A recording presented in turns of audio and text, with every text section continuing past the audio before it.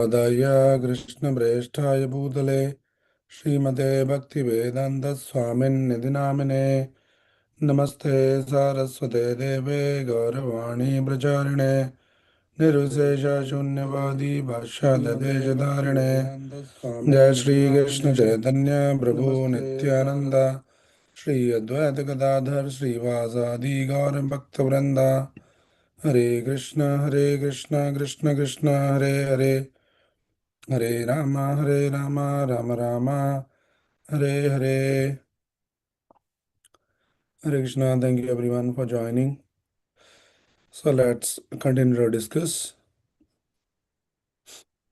We've been discussing and reading from the 10th canto, 9th chapter, this Damodar Leela. Yesterday we discussed that how the devotee's position has been described is very special position. Even the great Gyanis and Yogis, they find it difficult to understand Krishna and capture Krishna. But devotee can easily capture Krishna. So that's the section we are reading. So we'll continue to read a little bit more and then we'll discuss. So let me share my screen to read. Next verse.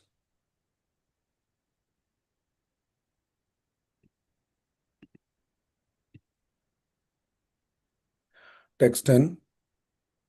अन्वाञ्चमाना Janani बृहश्चलत् श्रोणी भराक्रान्तगति समाधया द्यमा जवेन विश्रंसितकेशबन्धना च्युता Prasuna अनुगति परामृसत्. Translation by Srila Prabhupada.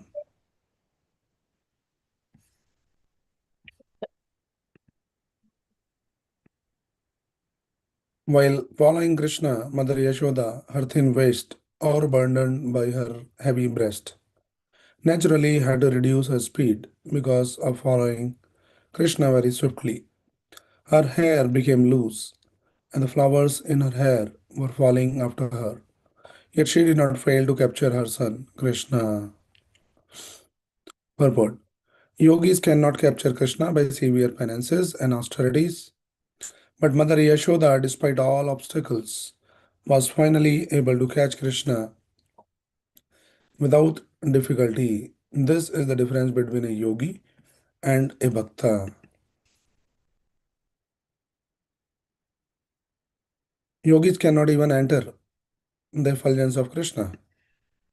Yasya Prava Pravato Jagadanda Kotisu Brahmasaida 5.40. In that effulgence, there are millions of universes. But yogis and jnanis cannot enter that effulgence even after many years of austerities. Whereas bhaktas can capture Krishna simply by love and affection. This is the example shown here by Mother Yashoda. Krishna therefore confirms that if one wants to capture him, one must undertake devotional service. Bhaktya mam abhijanati yavan yachasmi tattvadaha tato mam tattvado gyatva vishate tad anantaram. Bhaktas enter even the planet of Krishna very easily. But the less intelligent yogis and jnanis, by their meditation, remain running after Krishna. Even if they enter Krishna's effulgence, they fall down. So here very clearly, very distinctly that Prabhupada is explaining a difference in the between the position of the devotees, the bhaktas, versus all these jnanis and yogis, those who have been sitting in meditation for many years trying to capture Krishna into their heart, but they fail. Whereas the devotee can very easily capture Krishna. Here the example is Yashoda Mai. No, she is chasing, running, and then she catches Krishna. So this is a very important lesson. If we want to capture Krishna into our heart, into our consciousness, then the path recommended in the scripture is the Bhakti Yoga, not any other yoga, not through dhyana, meditation, through gyan or anything. We cannot capture Krishna into our consciousness. Only by devotion, by bhakti, we can capture Krishna. So it's a very powerful process and the supermost process among all the processes. Krishna confirms that Madgaten Antaratmana Yoginam api Sarvesham. Among all types of yogis, Jnana yogis, Dhyan yogis, Ashtanga yogis, Bhakti yogi, the topmost yogi is Bhakti yogi. So that is the process. And that is what Krishna is demonstrating through this pastime. That how Yashoda Mai, simple lady, from the village background, but she can bind Krishna, she can capture Krishna. Wherein all these big, big scholars, those who have been reading scriptures, Vedas, Upanishads, sitting in meditation, doing all kinds of austerities, they're still finding it difficult where is Krishna. They don't even understand that who is God. There's a lot of misconceptions. Even big, big jnanis, big, big yogis, they're confused about who is God. Somebody says God is impersonal. God is just some light, some energy is there. Right? All these jnanis understanding like that. They don't accept God as a person because they say how God can be a person. If God is also person, then how is God? So what they misunderstand or miss out in their understanding is yes, God is a person, but God is not a person like you and me. God is a transcendental personality. Param Purusham Param Dhamam Pavitram Paramam Bhavan is Param Purusha. Ishvara Parama Krishna is a Parameshwar, is Param Purush. So many times people get confused, all this, especially these Gyanis, these impersonalists, say how God can be like a person. Person means limitations. Person means like you and me. But the devotees understand Krishna is person definitely. He may externally look like an ordinary child or an ordinary boy or ordinary person, but he's not ordinary. He is transcendental personality. So this is a very unique access given to only devotees. Devotees can understand. And not only they understand Krishna, the devotees have the power to even capture that Krishna. That is what is coming in this context. And let us read this verse which glorifies the devotee's position. That how the devotee's position is very, very special, very, very unique in comparison to these Gyanis and Yogis. So this next verse, text 11.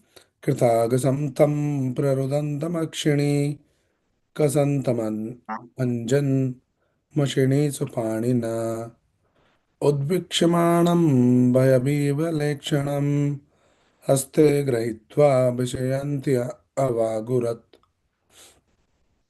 Translation.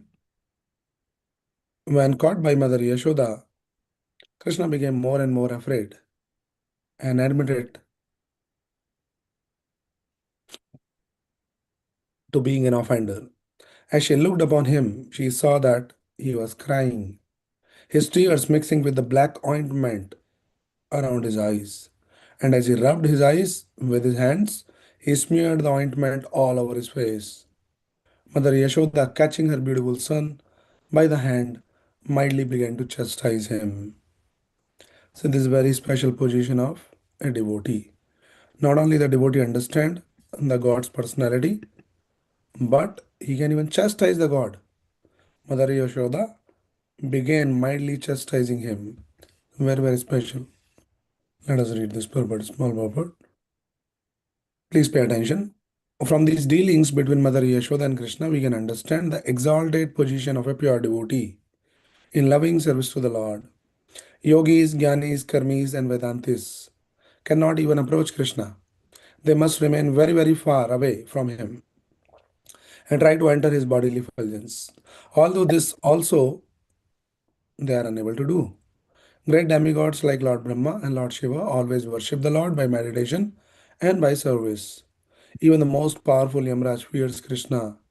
Therefore, as we find in the history of Ajamil, Yamraj instructed his followers not even to approach the devotees. What to speak of capturing them?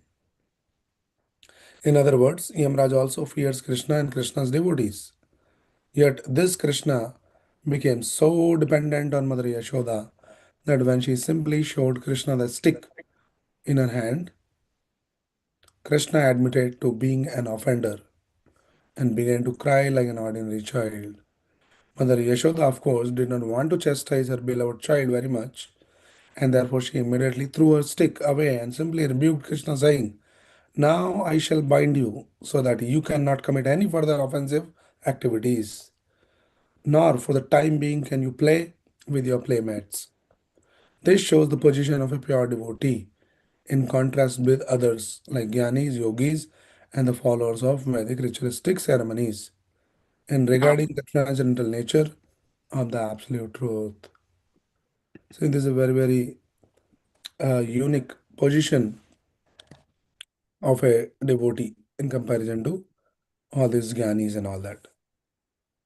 So one time Prabhupada was explaining that how everyone in this material world is trying to become the controller. Right. Then Prabhupada saying, if you're trying to become the controller in this world, then why don't you become the big controller? Why you want to control some simple people? Control the God Himself. Control Krishna. If you want to become controller, then learn to control Krishna. And yes, it is possible. And devotees can control Krishna.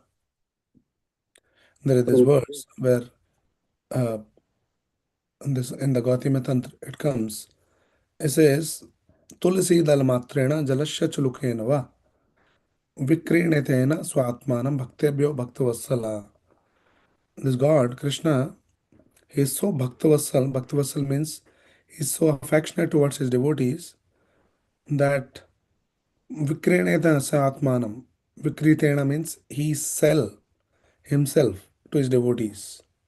Which devotee? Tulsi dal matrena jalasya chulukena va. If somebody offers just little tulsi leaf, Krishna feels so indebted. He says, oh, my devotee has offered me tulsi leaf. Jalasya chulukenava, little water like Ganga Jal, little tulsi leaf. If you offer, Krishna feel like, how can I repay a debt? I feel indebted. I cannot repay back. So much love, devotion. So what can I do? I can sell myself. So this is Krishna's loving reciprocation with his devotees. So Prabhupada was saying, if you want to become controller, control Krishna. Devotee's position is very, very special, very unique. They can control Krishna. Krishna sell himself to the devotees. And whatever the devotee says, Krishna is ready to do anything. Right. Wherein we see all these yogis, jnanis, karmis, Vedantists, they cannot even approach Krishna. They must remain very, very far away from him. They doesn't even know that who is this Krishna. There's no clear understanding.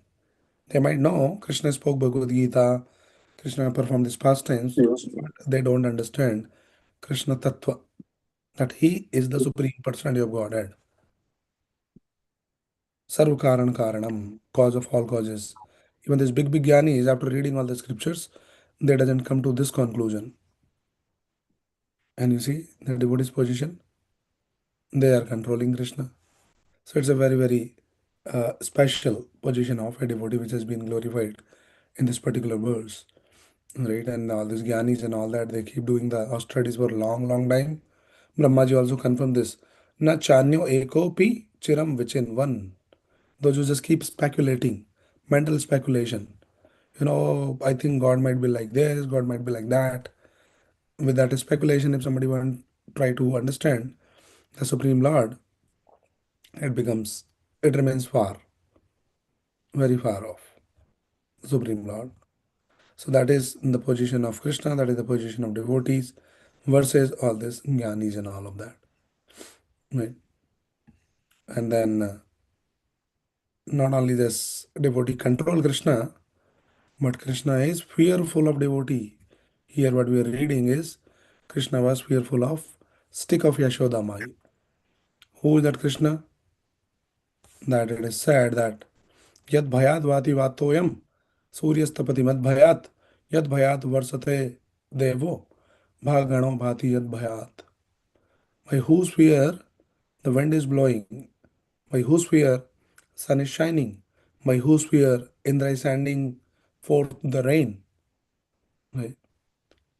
Everybody is fearful of Krishna, and that Krishna is fearful of the stick of Yashodama. And this is also another contradiction.